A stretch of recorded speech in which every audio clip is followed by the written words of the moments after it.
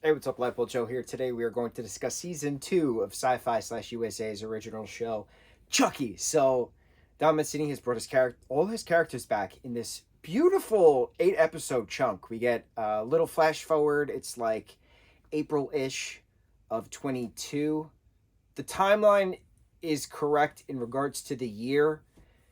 And like we addressed, if Jake's dad's tombstone said October 19th, 2021, for Lucas Wheeler, and the little quote by Nika saying I was possessed 2 weeks ago, and then Kyle saying this happened 3 weeks ago.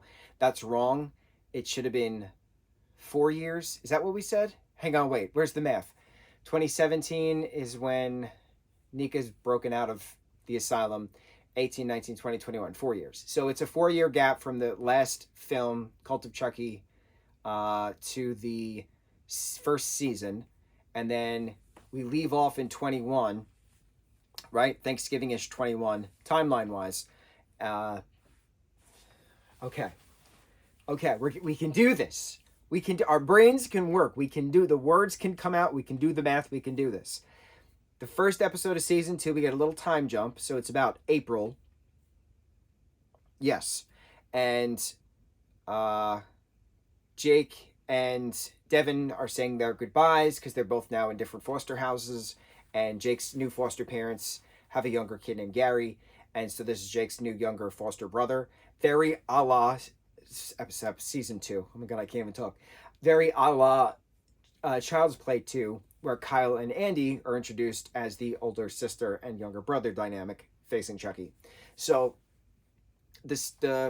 not the step parents, the foster parents don't like that Jake's gay because they're idiots, and so they don't verbally freak out when they see him kissing his boyfriend goodbye, and we're gonna make plans to see each other each weekend. But it's eluded with the eye rolls and things. So time progresses. We get a 6-month time jump. It's now Halloween, so it's Halloween 22, and the timeline is working out fine so far.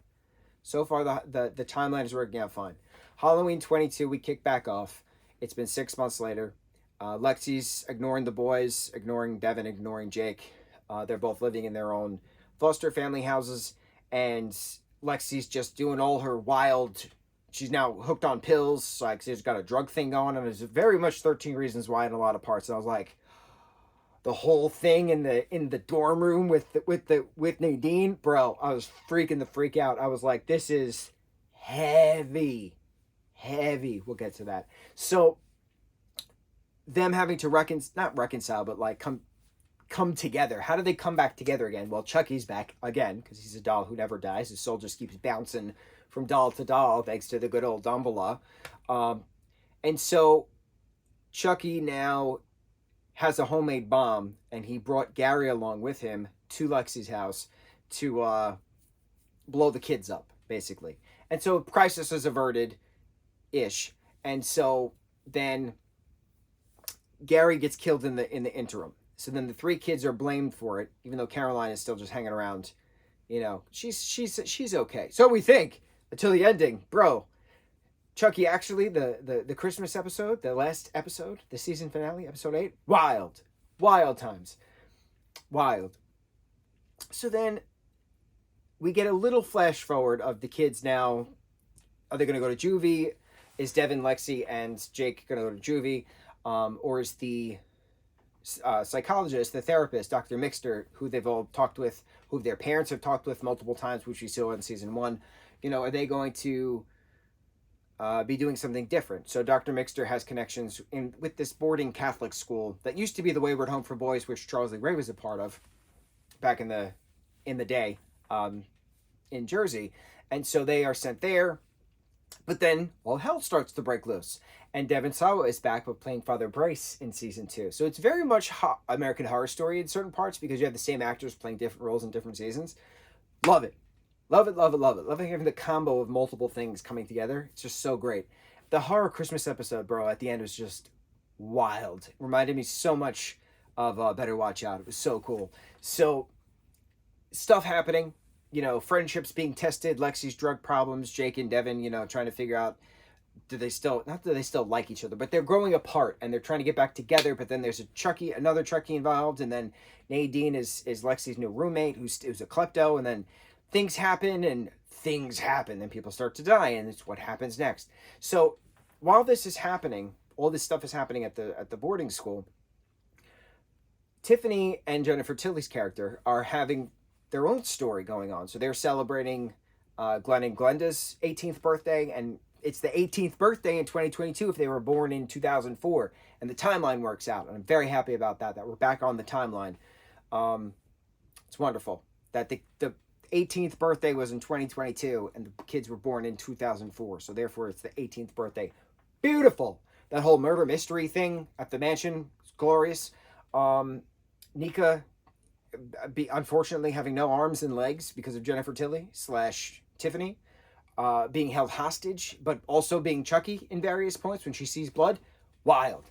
A lot of psychological stuff throughout this, but then it's a matter of how does she escape. Well, she knew Glenn at one point, that Glenn happened to stumble upon her during a visit, and they hatched a plan to escape, so that way they can get Chucky out of Nika's body. So it was a lot of exorcism, a lot of voodoo stuff, and then that was the culmination, getting everybody, both stories, together at the church to do an exorcism to get Chucky out of Nika and put him into the doll that was harassing Jake and company, who Jake and company thought they brainwashed into being good Chucky, but then good Chucky turned bad Chucky and threw Nadine out a window.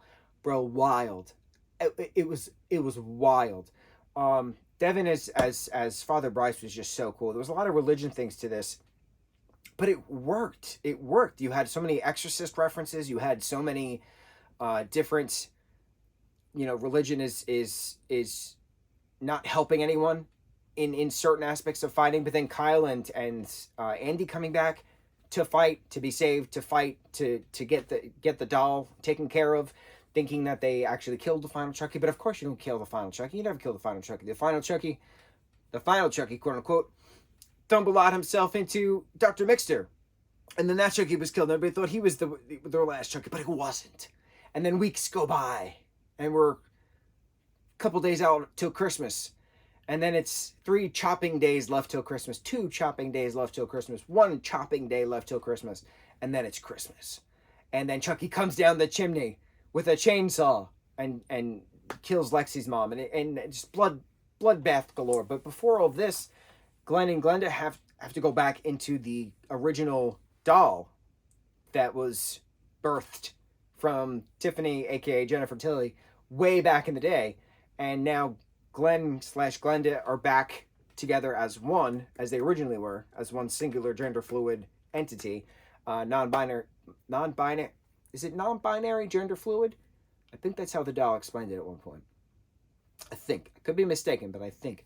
And then a very beautiful mother-child moment, excuse me, where Tiffany asks them, well, what should I call you now? Because you're not Glenn, you're not Glenda. And they go, call me Gigi. And then Jennifer / Tiffany's like, I love it, Gigi. Time lapse. Gigi's off in Paris. Gigi's off in Britain. Nika calls Jennifer Tilly / Tiffany in Times Square, freaking out. Final Chucky's back after the Christmas massacre. Jennifer Tilly / Tiffany has Caroline with the wedding bell doll that the therapist gave her to use as the conduit to bring Tiffany back into the doll originally, because that's what Tiffany was from an original wedding bell doll. Bro, so many dolls throughout this, so many wild things. We went from so many different movie franchises, but it all was wrapped up, and we get the backstory that the doctor was in his mind the whole time, of like egging him on to do the murders because he's such a genius in the way his mind thinks. It was so wild.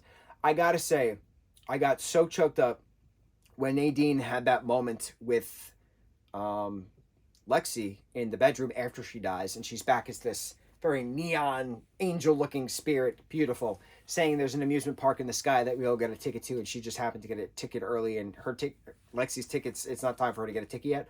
Freaking out in a good sense. I was under my blanket, and I was on the verge of tears. It was so beautiful. It was so well done. And then that beautiful conversation with Lexi saying, you know, it is her time. It is my time. I don't deserve to be here anymore. It's my time to go. And Nadine saying, no, no, no, you're the bravest person I've ever met. You can do this, and your friends love you. You got to talk to them. It was just such an empowering moment to see such uplifting verbiage, if you will.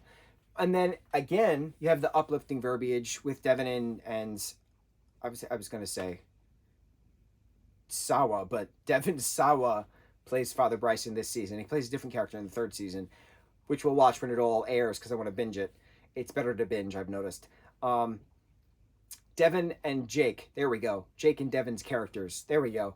When they're in their Christmas onesies, sleeping on Lexi's floor because they're spending Christmas with her. And then the three orphans now are together, but Lexi's in her bed trying to sleep, fake sleeping, and then the two of them have their heart-to-heart. I miss you, you know, this is the Jake I love, this is the Devin I love, you know, this, you know, I love you more, it's not possible, etc. And then they have mistletoe above, and the two 15-year-olds just kiss each other and just sleep on each other's shoulders, and Merry Christmas Eve, and then all hell breaks loose at midnight when Chucky comes down the chimney. But it was so adorable, and it was so PG, and it was so important for that representation matters. But we said that within regards to the first, I was going to say film, we said that in regards to the first season, but we also said this way back in one of the earlier episodes, one of the earlier films. What was Seed of Chucky? Seed of Chucky was 5, Bride of Chucky was 4, Seed of Chucky was 5. When Glenn was introduced as a gender fluid character, as a non-binary character, as a they-them character using of pronouns, that was 2004. That was wild to have that representation in a full motion picture film in the fifth installment of a franchise. Very, very rare to see at that time. Now it's become normalized, and it should always be normalized, but people are seeing it more, so it's becoming more normal. It's not becoming as foreign as it was, because back then no one really knew those terms. No one really knew those types of, this is pronouns. What is a pronoun, right? Those kind of conversations were never a thing back then, and now they are. The difference 20 years makes. Less than 20 years, but difference 20 years makes.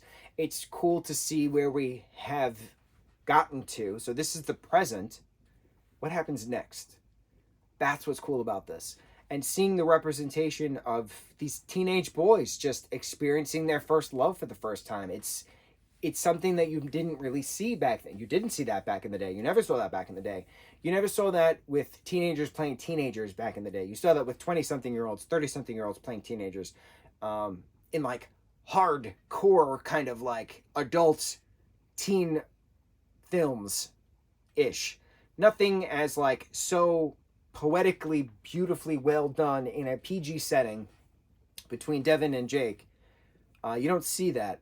You have not seen that. Now you see that. But it's really cute how it's his own little tiny little PG bubble right here, right? With the cute little pecking on the lips, right? Surrounded by the horror that is the Chucky franchise. It's just so cool seeing the yin to the yang of that.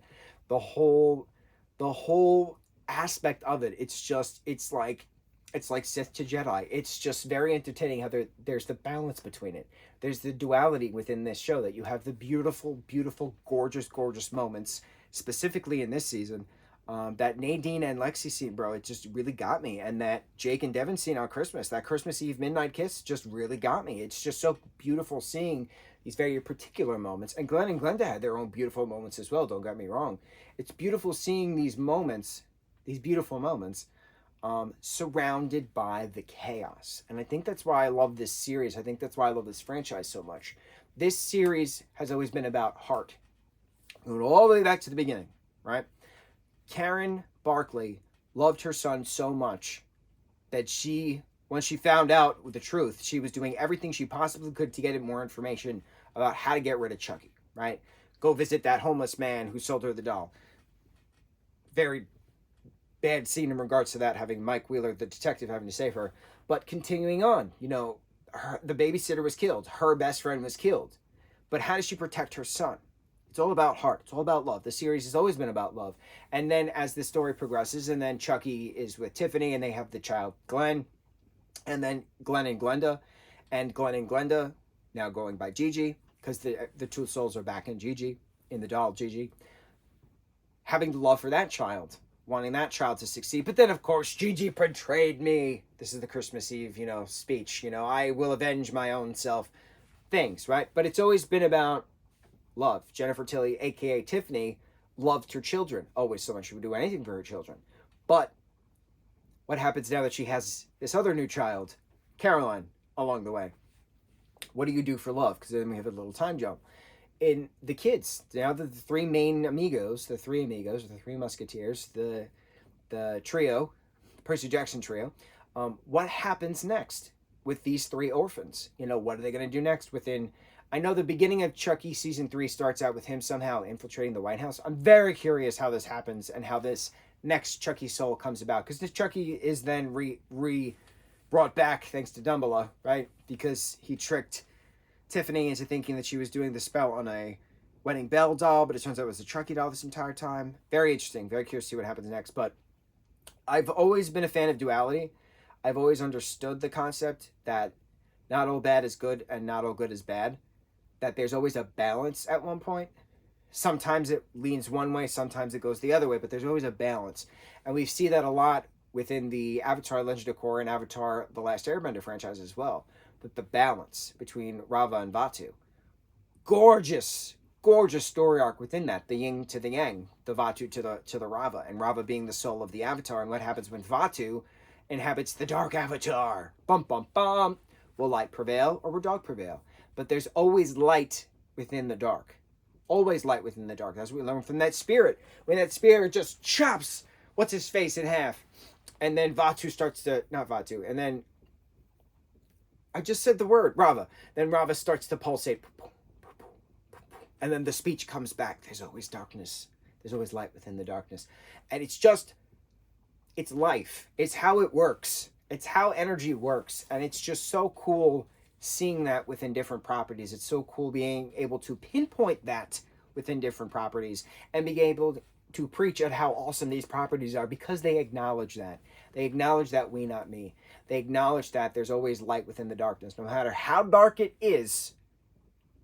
If you look hard enough, you will find that light. And it's just so cool. It's so cool seeing that. It's so cool seeing that cute little bubble of pure happiness and love within this franchise, within this Chucky Child's Play franchise, surrounded by the absolute horror chaos that this franchise is as well. Gorgeous, beautiful, absolutely love it. We'll continuously praise it. Will not ever talk anything bad about this franchise, despite the little time gap that made itself up because it specifically referenced the kids turning 18, because there was 2 candles on the cake and it was a 1 and an 8, and it took place in 2022, and there we fixed it, and on to the next review. Mucho mahalo.